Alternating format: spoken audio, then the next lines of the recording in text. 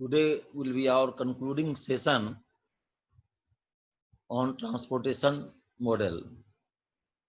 Till now, we have studied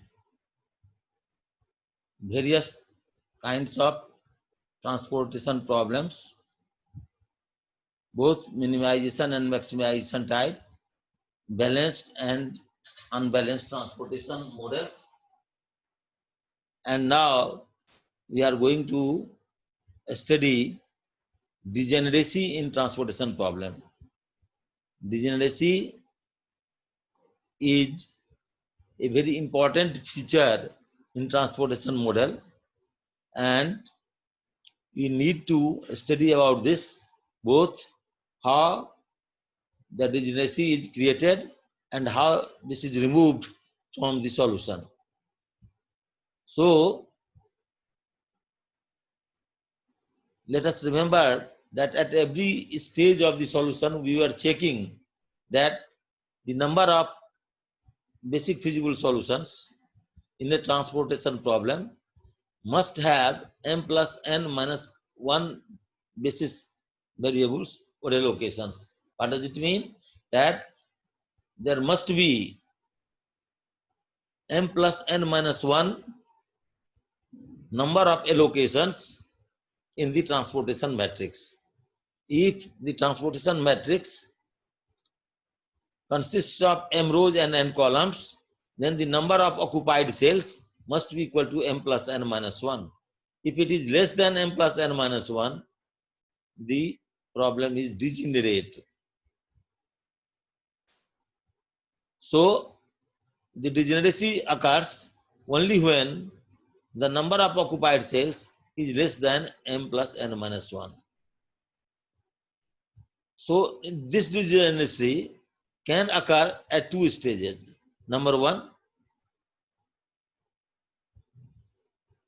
at the initial stage, when the first allocation is made either by, say, northwest corner method or Vogel's approximation method or matrix minima method. So by whatever method you make the first initial basic feasible solution, your degeneracy may occur at this stage itself. Secondly, the degeneracy may occur at some other stage, some at some other after some iterations have already been done. So either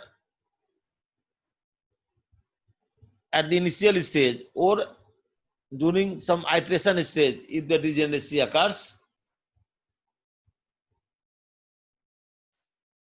we remove this degeneracy by allocating a very small amount, extremely small amount,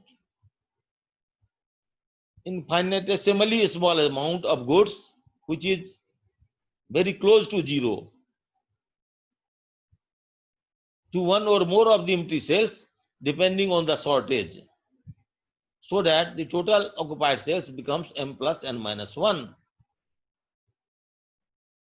The cell to which this small element is to be allocated is considered to be an occupied cell like all other occupied cells.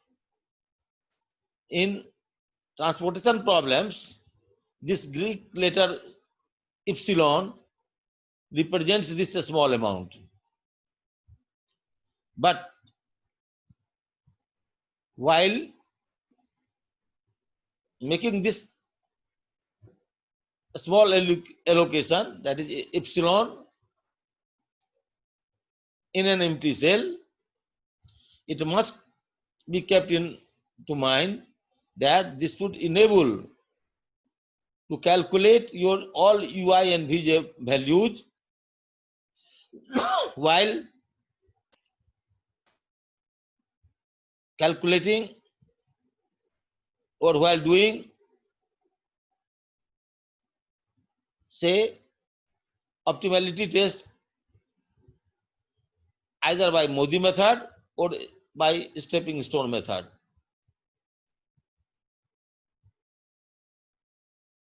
To ensure this,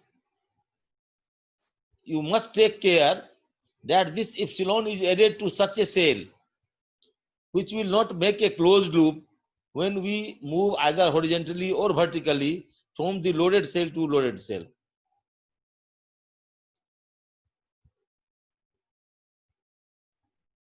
Epsilon should not be confused with 0, although for all practical reasons this is considered equal to 0. So when you add epsilon to any quantity, the value does not change, or when you deduct epsilon from any quantity, the value does not change. So say 15 plus epsilon is equal to 15, 15 minus epsilon is also 15, but epsilon is not equal to 0. Secondly, the problem may degenerate during the solution stages, some iteration stages. This will happen only when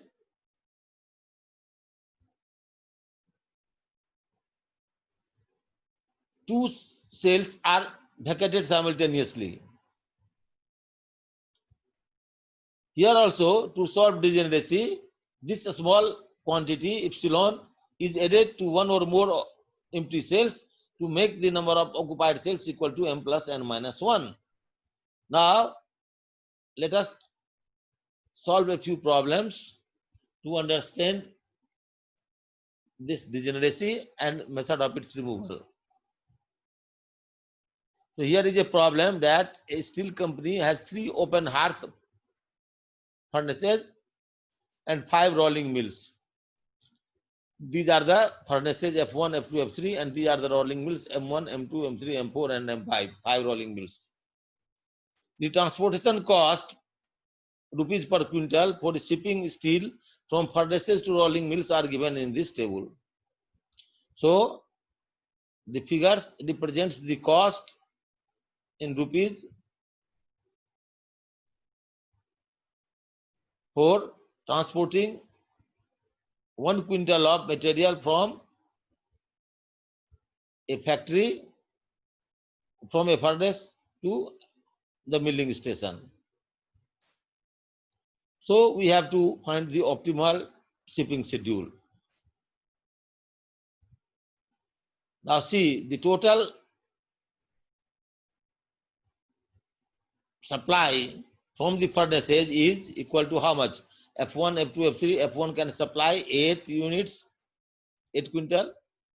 F2 can supply 12 quintals and F3 can supply 14 quintals. So total supply is 8 plus 12, 20 plus 14, 34. And what is the demand? Demand is for all the 4 rolling mills, 4 plus 4, 8 plus 6, 14 plus 8, 22 plus 8, 30. So supply is 34 and demand is 30. It means demand is less. So we have to create a source of demand, and this demand has to be equal to supply minus demand, means 4 units, 34 minus 34 units, so that the problem gets balanced. So this problem has the specialty that it also deals with unbalanced transportation problem. At the same time, you will see that the problem gets degenerate also. So let us see this table.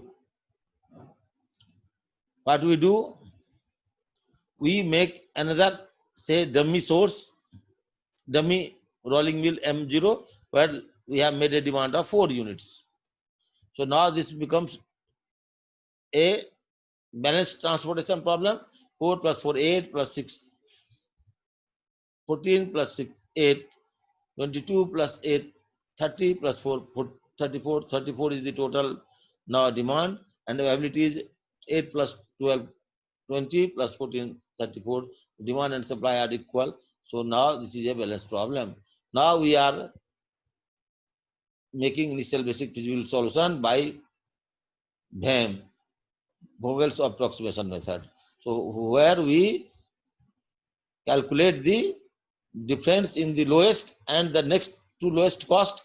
So here it is 0 and the next lowest cost is 2. So 0 and 2 is equal to 2 because this is as good as any other cell. So 2. This difference is 0 and 2. This is 0 and 1. Sorry, 0 and 1. This is 1. Here it is 0 and 3. So the difference is 3. Similarly here, this difference is 4 and 5. So difference will be 1. 2 and 4 difference will be 2. 3 and 4 difference will be 1. 2 and 2 difference will be 0. 1 and 3 difference will be 2. And 0 and 0 difference will be 0. So the difference is maximum 3 in the F3 row, this row, and here the cost is minimum. What is the minimum cost? 0 is the minimum cost. So you make maximum possible allocations here. What is the maximum possible allocation? Because 14 units are available and 4 units is the demand. So you cannot supply more than demand or more than the supply available. So we can supply at most 4 units. So 4 units we have allocated here. And then because the demand has been met, so this column is now deleted. This column is now deleted after making 4 units of allocations here. Now we have only 1, 2, 3, 4, and 5 rows and 1, 2, 3 columns. So in the second stage, we again calculate the difference. So what is the difference here? Here say 2 and 2. This column no longer exists. So difference is 2 and 2 0. So 1 and 2 difference is 1. Here 3 and 4 difference is 1. If you go column wise, so difference is 4 and 5, it is 1, 1. This one, 1. 2 and 4 difference is 2. 3 and 5 different, 3 and 4 difference is 1. 2 and 2 difference is 0. And 1 and 3 difference is 2. So what will we do? The maximum difference is in this, it is 2. It is either here or here. So we choose the one where the cost is minimum. So in this column, the difference is, here we have two twos. Here the cost is minimum 2, and here the cost is minimum 1. So we first make the allocations here. So what will happen? 8 is the demand and supply is 12. So 8, we are making allocations of 8, and this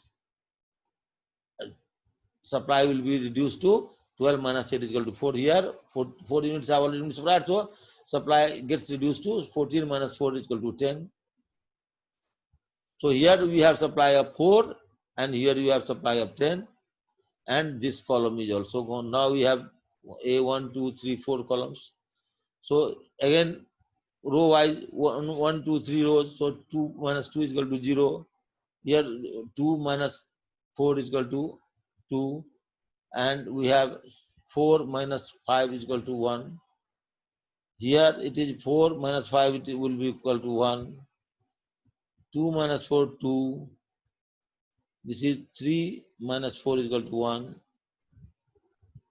And 2 minus 2 is equal to 0. And these two columns are already gone. So maximum difference here is 2 here and 2 here. So let us see where the cost is minimum. Here, if you go here, the cost is minimum where 2. And if you go this way, then the cost is minimum where this is 2. So because at both the places cost is 2, so we arbitrarily choose this one. So let this be the cost. So you can supply what? Only 4 units, 12 minus 8 units was already say exhausted when we made this allocation of 8 units in F2, F5. So only 4 units were available, so 4 units are doing. Now the supply is 0 in this column. So what happens? This row is deleted because the supply is become the supply is now 0, here 0, but requirement was 8. You have supplied only 4 units, so 4 units is still left. 4 units is still left, so 4 units are left. But this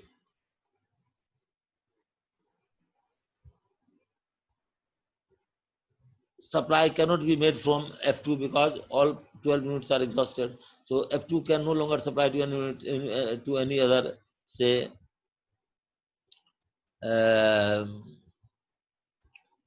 meals. So what we do, we delete this line, we delete this row. So what happens? We have only 2 rows, F1 rows and F3 rows. How many columns? This one column, second column, third column, fourth column, only 4 columns. So we fourth stage we make a difference of 2. Lowest is 2 and next lowest is also 2. So 2 and 2 is equal to 4, delta 4. Here it will be 4 and this row does not exist. So here difference is what? 4 and 5. Difference is 1. See here delta 4. This difference is 4 and 5. This column. This is 4 and 6 because this row is not there. So 4 and 6 difference is 2. 2 and 5 difference is 3. And 2 and 7 difference is 5. Obviously, we shall try to allocate against the maximum difference. Maximum difference is here. So you can supply a maximum how much units? 4 units because 4 demand of 8 was there and 4 units were already allocated from F2. So you can maximum make a supply of 4 units here so that the rolling mill M4 can take a supply of only 8 units. So 8 units are already used. So supply 8 units is get reduced by 8 minus 4 is equal to 4. Now this becomes 4 and this column goes. This column goes. So we have only 1, 2, 3 column and 1 and 2 second row. So now we do delta 5 difference to calculate the difference, and finally this gives the final initial basic feasible solution. So these are the allocations. So when we calculate the cost of initial transportation, this comes, say, if we go row wise, 2 into 4 plus 2 into 4. You see here 2 into 4 plus 2 into 4 plus here 2 into 4, 1 into 8 plus 6 into 4, 6 into 4, then 4 into 6, 4 into 6 plus 0 into 4. So this comes to rupees 80. Okay. So this is the problem. We have got the initial basic feasible solution. But what you see, number of allocations should be equal to m plus n minus 1. That is, m is row number of rows is 3, and number of columns are 1, 2, 3, 4, 5. Initial column, and say here 6 also, m0 is also 6. So 6 column and 3 rows. So 6 plus 3, 9 minus 1, 8. But your allocations are how many? 1, 2, 3, 4, 5, 6, and 7. So instead of 8 allocations, we have only 7 allocations. It means the problem has degenerated. And if you want to test the optimality by Modi method or even by stepping stone method, will not be able to test because you cannot get the value of ui and bj for all the say rows and columns. So this problem is degenerated. We have seen this. These are the allocations. So see 1, 2, 3, 4, 5, 6, 7. 1, 2, 3, 4, 5, 6, 7. So to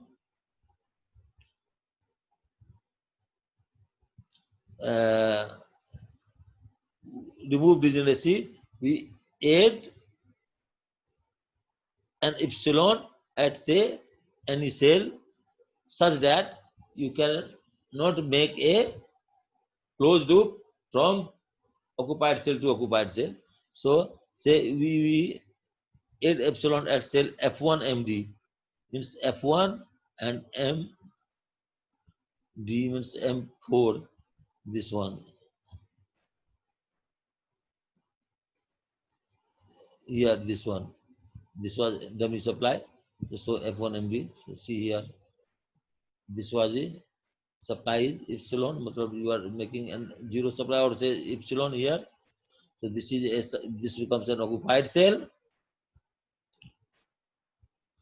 Here, this was you are making a dummy supply. So you make an epsilon supply. So what happens now? Now, when you are making one allocation here, so all the values of U and Dj can be calculated. So suppose U1 is equal to 0. So what will happen for occupied cells? Ui plus Bj is equal to Cij. So U1 is equal to 0. Cij is equal to here 2. So 0 plus what is equal to 2? So 0 plus 2 is equal to 2. So likewise, we have calculated everything. So the U1 V2, first for U1 V2, U1 V2 will be 0. U1 plus V2 is equal to, U1 is equal to 0. So 0 plus V2 is equal to 2. So V2 is equal to 2. So next occupied cell is U1 V4. U1 V4, what happens?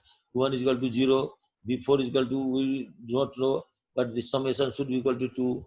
So definitely this has to be also 2. V4 is equal to 2. Likewise, we have calculated the values of all occupied cells, and because this cell is also as good as any occupied cell, this is the epsilon, this is the quantity we have said. So 0 is the cost and epsilon is the quantity, say all the values have been calculated, and then we calculate the opportunity cost. Opportunity cost will be what? Cij minus ui plus vj. So Cij, say for all unoccupied cells. So let us find all unoccupied cells. What are the unoccupied cells here? You can see here also unoccupied cells is first unoccupied cell say U1 V3. Suppose U1 V3 is the unoccupied cell. So for U1 V3, what is the value? U1 V3 will be delta 1 that is the opportunity cost will be Cij minus ui plus vj. Cij is 4 minus 0 plus 0, 0 plus 6 because V3 is equal to 6. See, V3 is equal to 6. V3 is equal to 4. You calculate the value of unoccupied cell U1 V3. 4 minus 0 plus 6 is equal to minus 2. Ui plus Vj is equal to minus 2. So similarly, U1 V3 is equal to U1 V3. Let us see here U1 V3. U1 V3.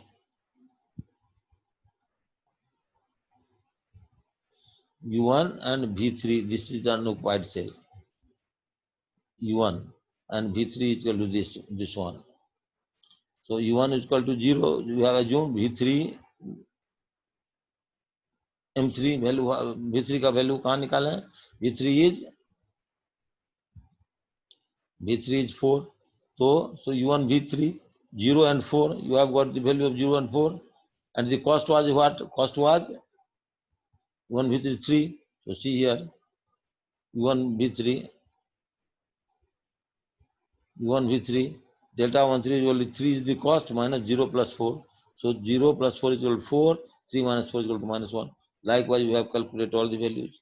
Since all the values are not positive, so this is not the optimal solution. So what we have to do? We have to do additional iteration. So what we do now next? So we consider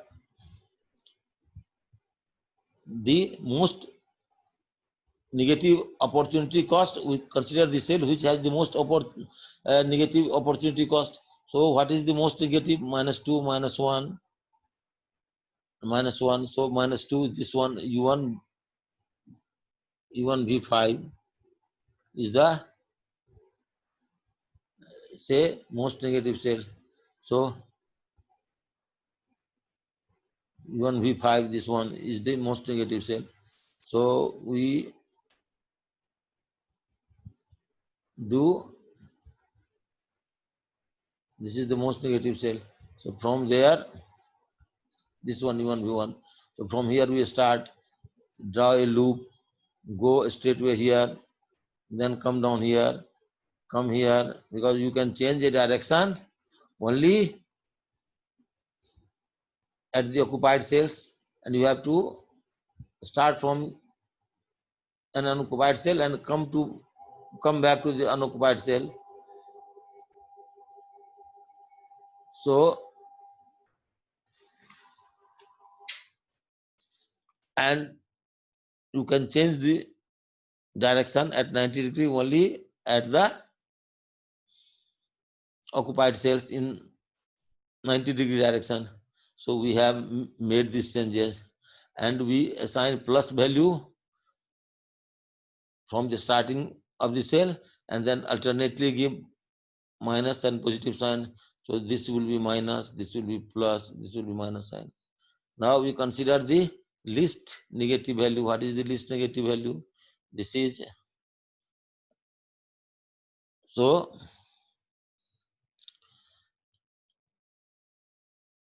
see here,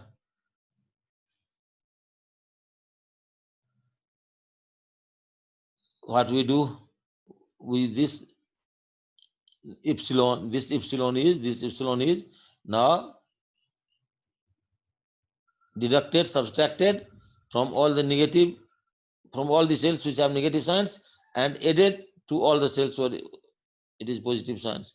So the value will not change, only the positions of the occupied cells will change.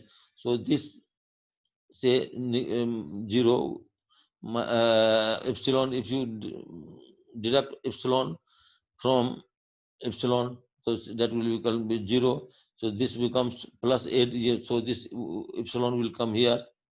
4 plus epsilon will be 4. Now 4 minus epsilon will be 4, and 4 plus epsilon will be again 4. So next cell is your this one. See, 4. This goes here, is 4.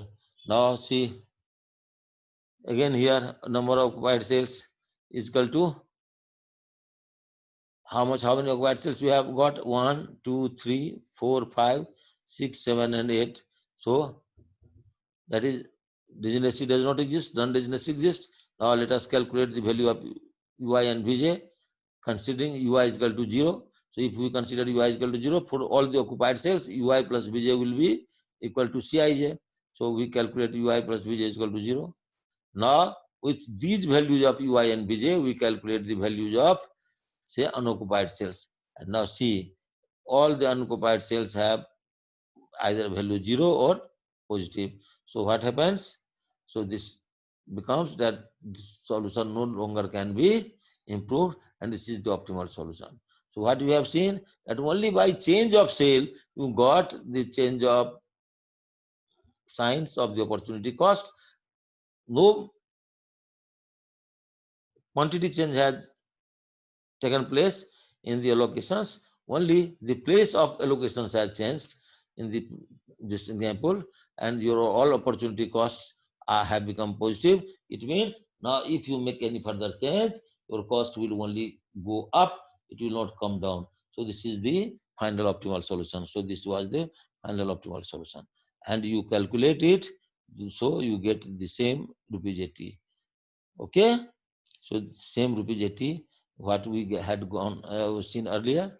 So them had given you Bowles approximation method has given you see what was the solution here? 80 rupees. So BHEM had given you the solution, but that was of 80 rupees only, but that was not as per transportation model. So it only the Modi method only give you change in allocation, only sales were changed, and now the total cost of transportation still remained at rupees 80 only. So this is how we solved the degeneracy which occurred at the initial stage itself. Now, let us take another problem in which degeneracy occurs during the solution stage, means at some stage of iteration. So this is a problem in which Ashoka Transport Company has trucks available at 4 different sites. Site A, Site B, Site C, and Site D. Site A has 5 trucks, Site B has 10 trucks, Site C has 7 trucks, and Site D has 3 trucks. Customers, there are 3 customers, W, X, and Y, and their requirements are W has requirement 5, customer X has requirement of 8, and customer Y has requirements of 10. And from A to W, these are the costs. So if we put this into the transportation matrix, so this is the transportation matrix. So what happens? So these are the A, B, C, D. These are the say resources, and these are the demand points. So demands is how much? 5 plus 8, 15. 5 plus 8, 13 plus 10, 25 plus 2, 20. Say 5 plus 8, 13 plus 10, 23. Demand is how much? 5. Supply is 5 plus 10, 15 plus 7, 22 plus 3, 25. So it means supply is 25, demand is, requirement is only 23. So we add one, say, demand source DJ with a requirement of 2. And so now this is the balanced transportation problem. And we calculate the initial basic feasible solution by BHEM method. So we calculate the difference as usual, and then this is the allocation. So this is the say allocation. This is the allocation. So you have how many occupied cells here? 1, 2, 3, 4, 5, 6, and 7. How many rows? 1, 2, 3, 4. How many columns? 1, 2, 3, 4. 4 plus 4, 8 minus 1 is equal to 7.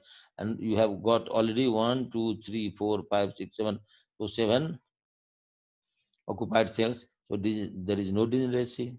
So at the initial stage, there is no degeneracy, and your initial basic feasible solution by BHEM method gives you the transportation cost as 98. Now, considering ui is equal to 0, for all the occupied cells, we use the formula ui plus bj is equal to cij, and then on this formula, we calculate the value of all u1 and u2, u3, u4, u5, u1, v2, v3, v4, and so this is this. And on this basis, we calculate the opportunity cost of all unoccupied cells. So see, these are the opportunity costs. So only one cell has a negative value and all other cells are positive. It means it is not an optimal solution, because even one cell has a negative value, it means there is a probability of getting further reduced cost. So what we do, we select the most negative opportunity cost and draw a closed loop and assign plus and minus sign to all the allocated cells, occupied cells. So say from this is the loop we have drawn. What happens now? So the minimum value has to be reduced from all the occupied cells and added to the occupied cells where there is a positive sign. So this sign change has been done. Now this is the solution. Again, the cost is your 90 rupees. Here it was 98. Now the cost has reduced to, say, here 90 rupees. 90 rupees. Now again we do this formula. We again we calculate ui plus vj. So now first we see how many allocations: 1, 2, 3, 4, 5, 6. 6 allocations. How many cells? 1 m plus n minus 1. How many rows? 1, 2, 3, 4. How many columns? 1, 2, 3, 4.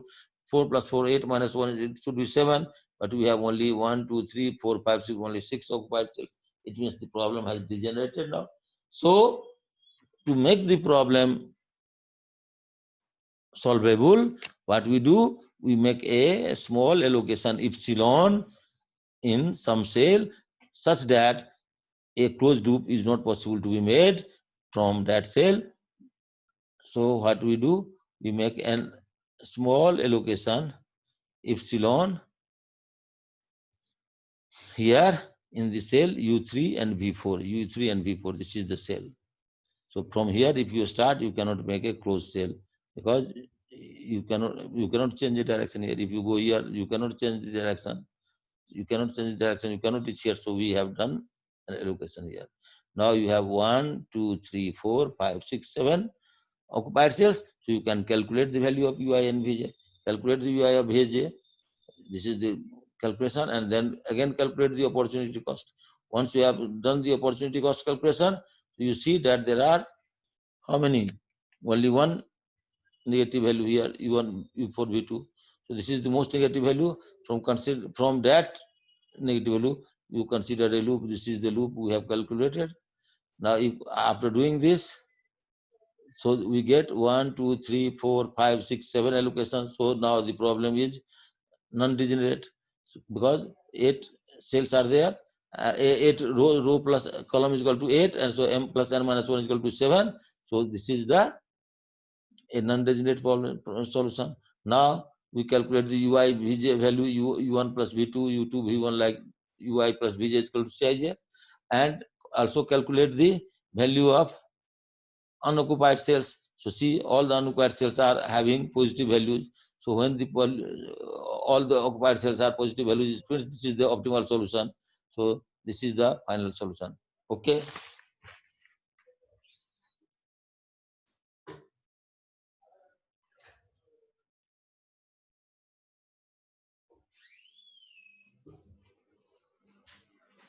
So this was the problem of degeneracy at some advanced stage of solution. Now I would consider another case also where alternative optimal solutions are also available. So when the opportunity cost is 0, it means alternative costs are available. So let us consider a problem in which these are the allocations. So see here. Here there is allocation, and but the opportunity cost is here. And here the cost of allocation is 0. So when you do it, so what we do, if you draw a closed loop from here, so these are the allocations. Say 1, 2, 3, 4, 5, 6, 7, 8. 1, 2, 3, 4, 5, 6. 1, 2, 3, 4, 5, 6. 6 rows and 3 columns. 9. So number of allocations should be equal to 8.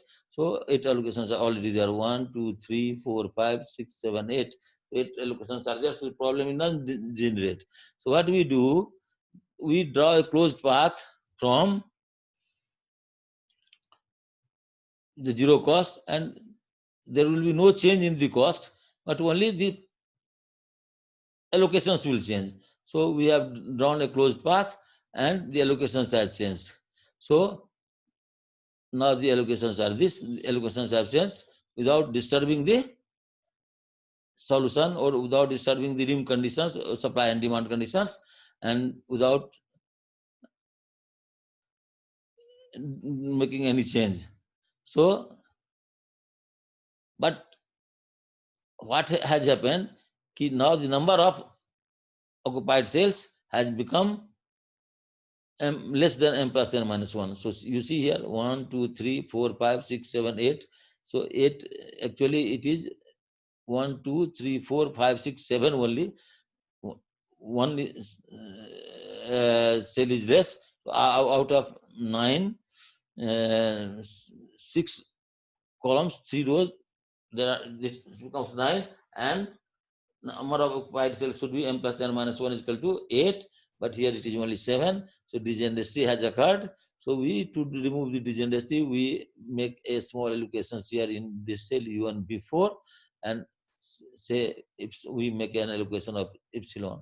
So now we calculate the UI and Vj. These are the UI Vj calculations. And then in the next stage, we calculate the opportunity cost of the unoccupied cells. And then we find that the opportunity costs are all positive. So the final solution has achieved. So this is the only rupees 80. So this solution is the same. You got point? You got my point? So just we making epsilon and say arbitrary and very small allocation in this cell. We have said remove the degeneracy, but your solution has not changed, and the allocations have been taken place in some different cells. So while the final transportation cost remains the same, but the allocations are changing, means different cells are getting occupied. So this is called alternative solution. So we have seen how degeneracy is created either at the initial stage or at the middle stage or at some iterative stage or during the solution stage, and how these are removed.